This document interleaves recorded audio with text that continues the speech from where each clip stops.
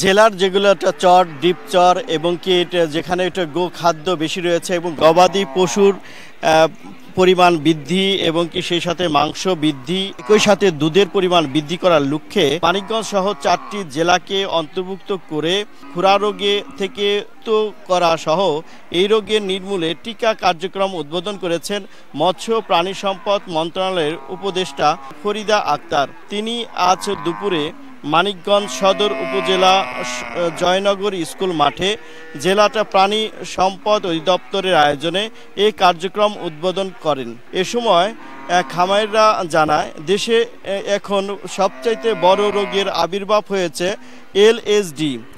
খুরা রোগের পাশাপাশি এলএসডি রোগের প্রতিষেধকের জন্যও টিকা সহ অন্যান্য কার্যক্রম সহ সুযোগ সুবিধা গবাদি পশুর জন্য বৃদ্ধি সহ দুধের দাম বৃদ্ধি এবং সেই সাথে অন্যান্য যে গোখাদ্যের দাম কমিয়ে পুনরায় বাড়ানোর জন্য সরকারের প্রতি আহ্বান জানান খামারিরা। খুরা রোগ তো আমরা পাচ্ছি সরকার থেকে ভ্যাকসিন, তারপর এখন বেশি সমস্যা হচ্ছে লাম্পিডা, এই যেটা এলএসডি বলে, এই লাম্পিডার ভ্যাকসিন অনেক দাম, অনেক 300 টাকা পুরোপুরি পড়ে যায় একটা ভ্যাকসিন দিতে গেলে। এখানে আমাদের খাবার লসবান হচ্ছে।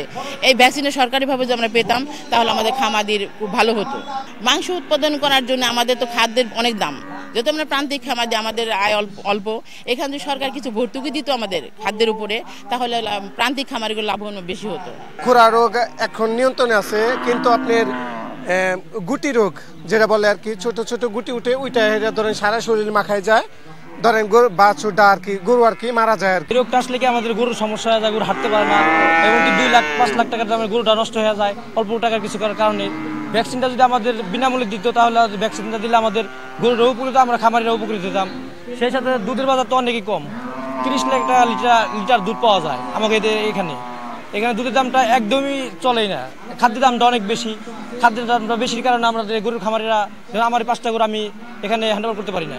এ সময় এলএসডি রোগের প্রতিষেধক সহ অন্যান্য রোগ যেগুলো রয়েছে, যেমন খুরা রোগের বর্তমানে যে টিকা কার্যক্রমটা চলছে তার উদ্বোধনের অনুষ্ঠানে প্রধান অতিথির বক্তব্যে মৎস্য প্রাণী সম্পদ মন্ত্রণালয়ের উপদেষ্টা ফরিদা আক্তার জানান যে এসএসডি রোগের প্রতিষেধক প্রদান করবে তার সরকার এবং সেই সাথে এই রোগ থেকে শুরু করে বিভিন্ন রোগে যে নতুন নতুন রোগে যে আক্রান্ত হচ্ছে পশু সেগুলোও তারা চিন্তা করছে। লাম্পি স্কিন ডিজিজের জন্য যে ভ্যাকসিন লাগবে সেটা বাংলাদেশে আমাদের পক্ষ থেকে উৎপাদন করা হচ্ছে, কিছু আমদানিও করা হতে পারে, কিন্তু এটা আমরা খুব গুরুত্বের সাথে দেখছি। খুরা রোগের জরা রোগের জন্য যে ভ্যাকসিন দেওয়া হচ্ছে এটা একটা উদাহরণ সৃষ্টি করবে।